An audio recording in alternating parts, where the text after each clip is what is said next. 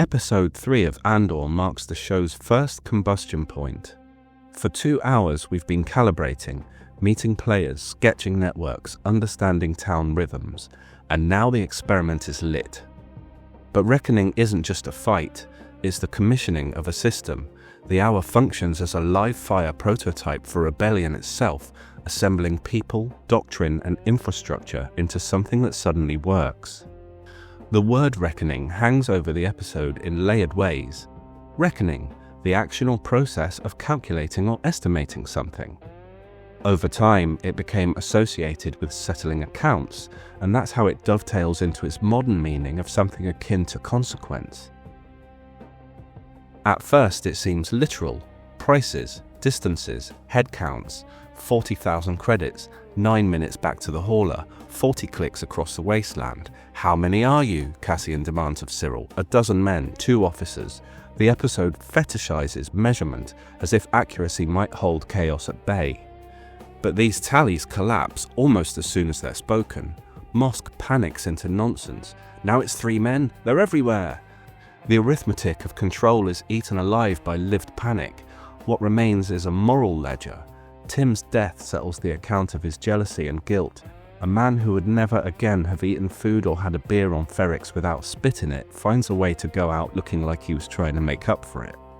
Luthen weaponizes Clem's death to lure Cassian into his system. Maarva names the wider balance sheet when she tells Clem it'll be open season here the minute that frigate lands. Reckoning is counting, but not only in numbers, it's an accounting of value. Who counts, what counts, and at what price?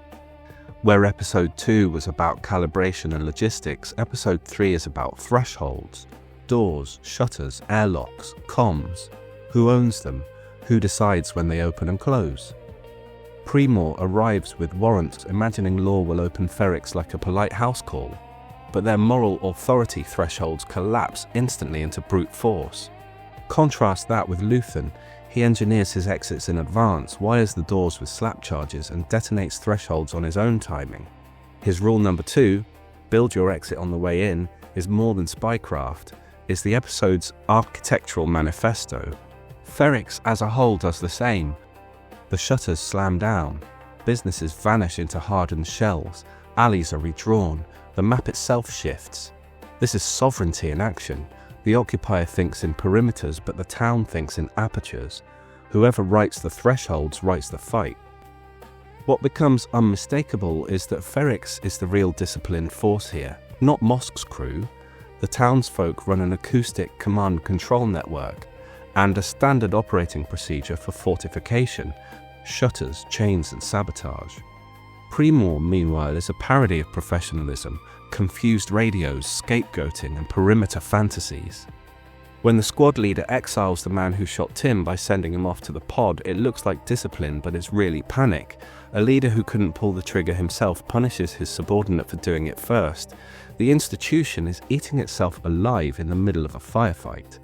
Ferrix, by contrast, demonstrates collective doctrine. Salman waxes pipe, Willmon answers, Zan shutters the post office. Nobody asks for permission, nobody questions, nobody needs a central commander.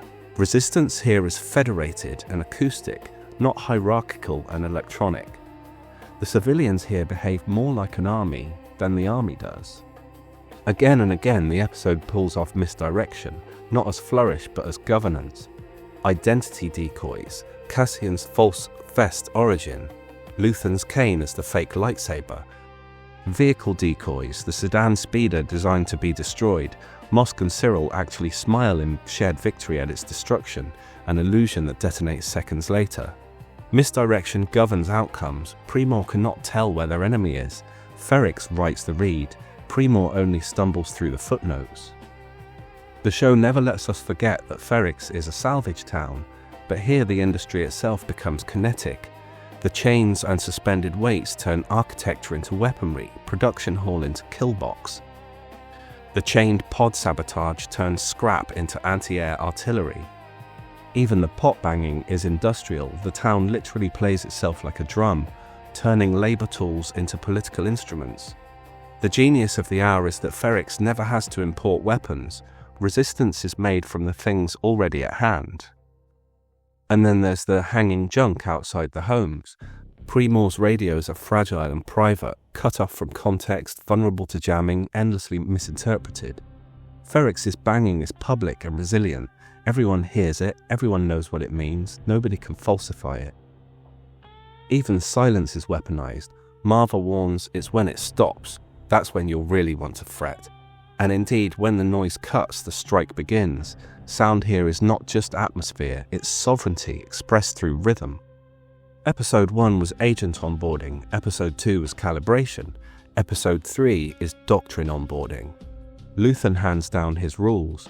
Rule 1, never carry anything you don't control. Rule 2, build your exit in the way in. Cassian doesn't accept these, ideologically at first at least, he accepts them pragmatically.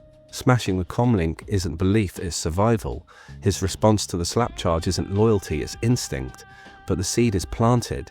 His first real conversation is procedural, not ideological. Belief will come later. For now, doctrine keeps him alive.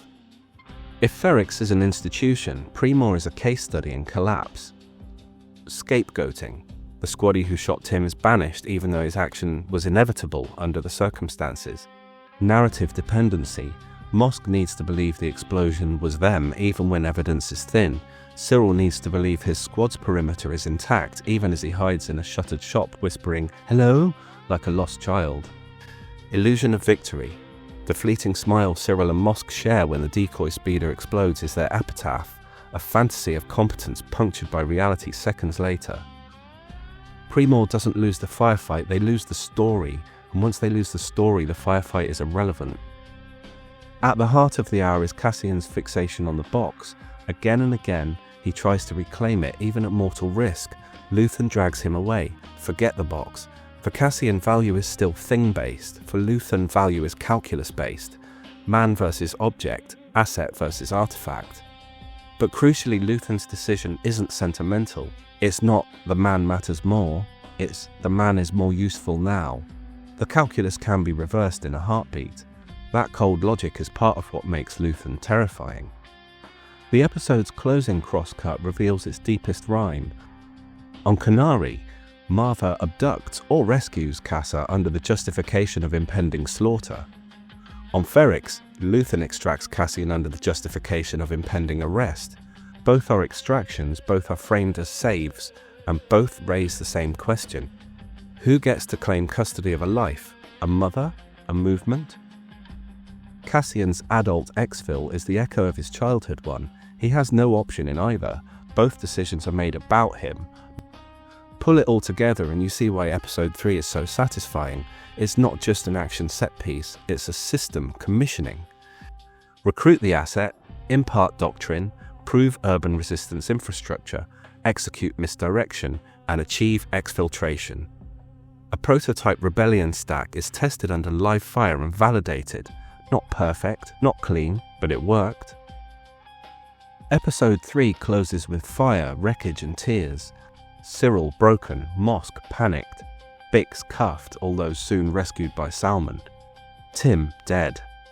Cassian vanishing into a new custody he doesn't yet understand. Maarva bathed in orange light, remembering the time she carried Cassa to her ship, knowing she may never see him again. Reckoning isn't riot, it isn't chaos, it's Ferrix and Luthen demonstrating that rebellion is possible. Not yet ideological, not yet moral, but operational. The system works. And in Star Wars, for the Empire, that is the most dangerous revelation of all. Because the rebellion doesn't start with belief. It starts with a test run.